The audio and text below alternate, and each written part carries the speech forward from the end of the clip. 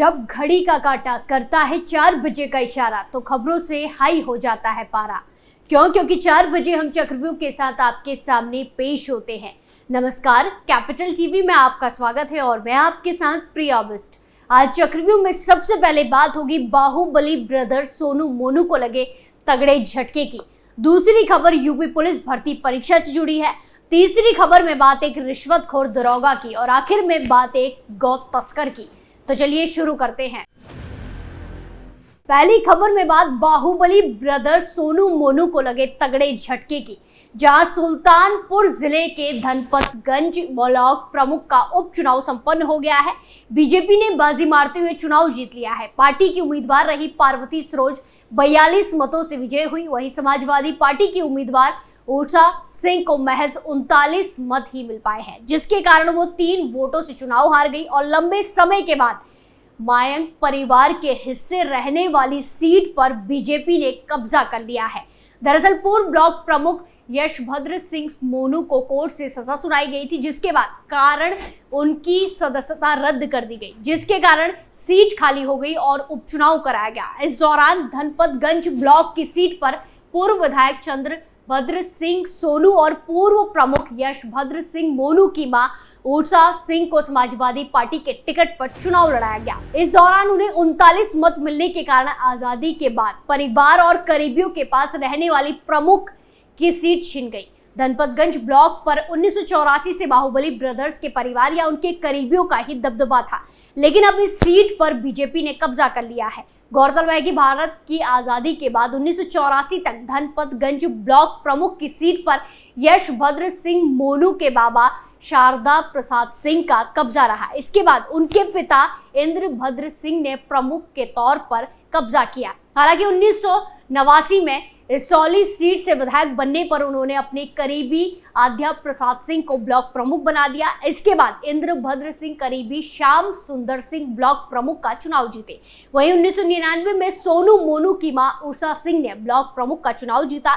पिता इंद्रभद्र की हत्या के बाद राजनीति में सोनू मोनू की एंट्री हुई।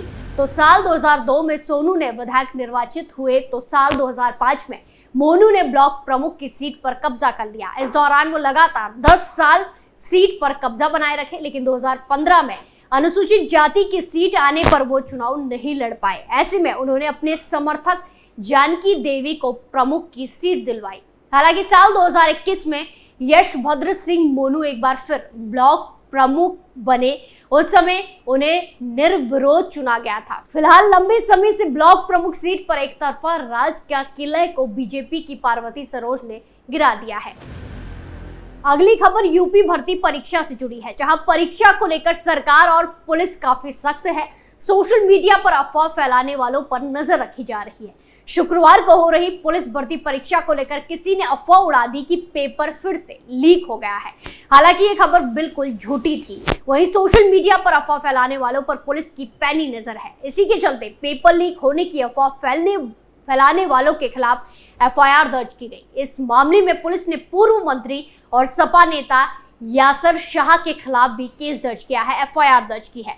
सपा पूर्व मंत्री यासर शाह 2012 से 2017 में बहराइच जिले की मटेरा सीट से विधायक रह चुके हैं।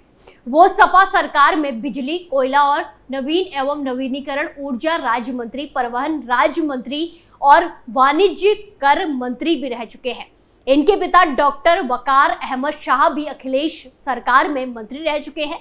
यासर शाह ने अपने राजनीतिक सफर की शुरुआत 2005 में बहराइच के जिला पार्षद के चुनाव में की थी, जिसमें उन्हें जीत मिली थी। 2007 में बहराइच के नानपारा विधानसभा क्षेत्र में उन्हें सपा के टिकट पर चुनाव लड़ा था, लेकिन बाद में उन्होंने चुनाव से अपना नामांकन वापस ले लिया। वहीं अब लखनऊ के हुसैनगंज थाने में दी गई तहरीर में बताया गया है कि कुछ शरारती तत्वों ने सोशल मीडिया पर अफवाह फैलाई कि सिपाही भर्ती के प्रश्न पत्र लीक हो गए हैं।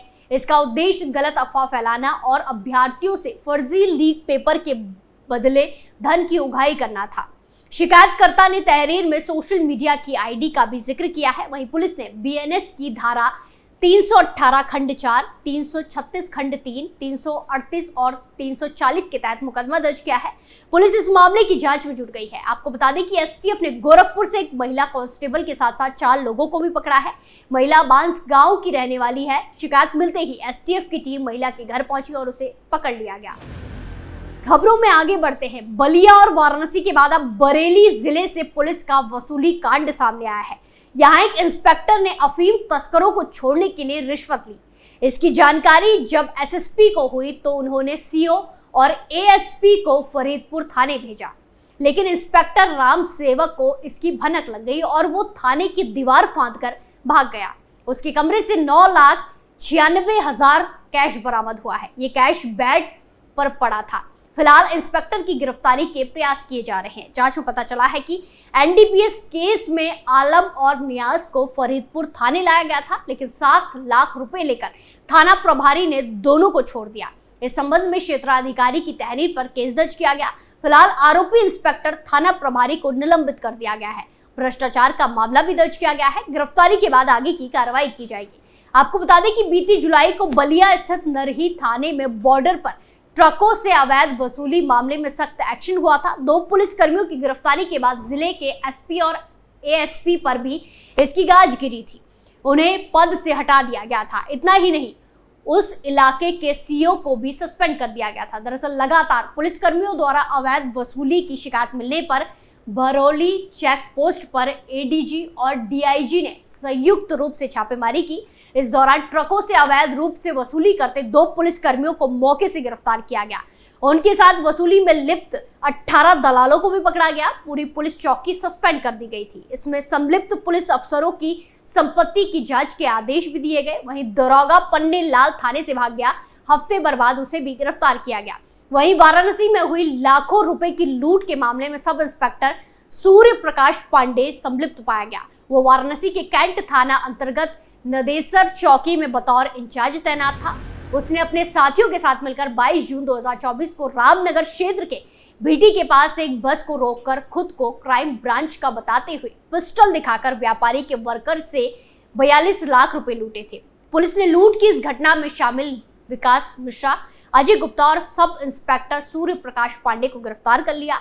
वहीं हाल ही में सीतापुर एसपी ने भ्रष्टाचार के मामले में तगड़ी कार्रवाई करते हुए कमलापुर थाने के एसएचओ के साथ साथ 2 दर्जन पुलिसकर्मियों को लाइन हाजिर कर दिया था। भ्रष्टाचार के प्रति योगी सरकार की जीरो टॉलरेंस की नीति के तहत बलिया, सीतापुर, बाराबंकी, वाराणसी के साथ साथ यूपी के कई जिलों में ताबड़तोड़ कार्रवाई की जा रही है। आखिरी खबर उत्तर प्रदेश के बदायूं से है, जहां इस्लाम नगर थाना क्षेत्र में पुलिस ने एक गौ तस्कर को गिरफ्तार किया है। गौ तस्कर की पहचान नाजिम के तौर पर हुई है। पुलिस ने उसे मुठभेड़ के बाद पकड़ा है। वहीं उसके 2 साथी शकील और मोनिश इस बीच अंधेरे का फायदा उठाकर फरार हो गए, भाग निकले। वहीं पुलिस के अनुसार नाजिम और उसके साथी घुमंतु पशुओं की हत्या की योजना बना रहे थे। जैसे ही पुलिस को इस संबंध में पता चला, उन्होंने 21 अगस्त को विक्रमपुर चरसौरा मोड़ पर घेराबंदी की। फिर संदेह होने पर एक टेम्पो को रोकने की कोशिश की, लेकिन तस्कर टेम्पो रोकने के बजाय वहां से भागने लगे। जब पुलिस और एसओजी की टीम ने तस्करों का पीछा किया तो उन्होंने इस दौरान फायरिंग भी की।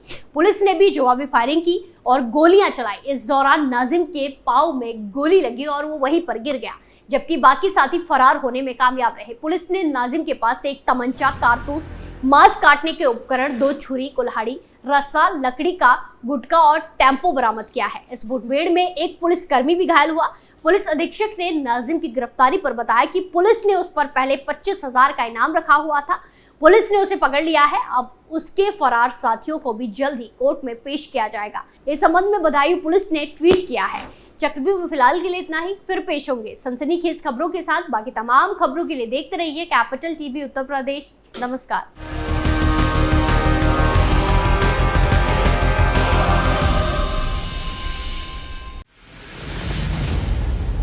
मैं राजनीति करता नहीं, पर राजनीति को बहुत गहरे तक समझता हूं। मैं लोगों के बीच रहता हूं, लोगों के मन को अच्छे से जानता हूं।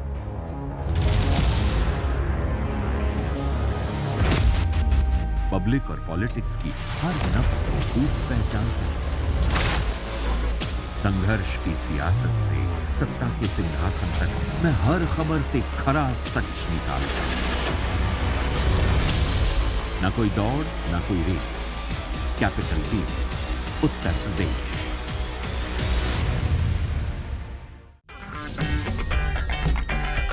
अगर आपको हमारा वीडियो पसंद आया हो तो इसे लाइक करें, हमारे चैनल को सब्सक्राइब करें और हाँ, बेल आइकन दबाना ना भूलें ताकि आप तक हमारे वीडियो की नोटिफिकेशन पहुंचती रहे।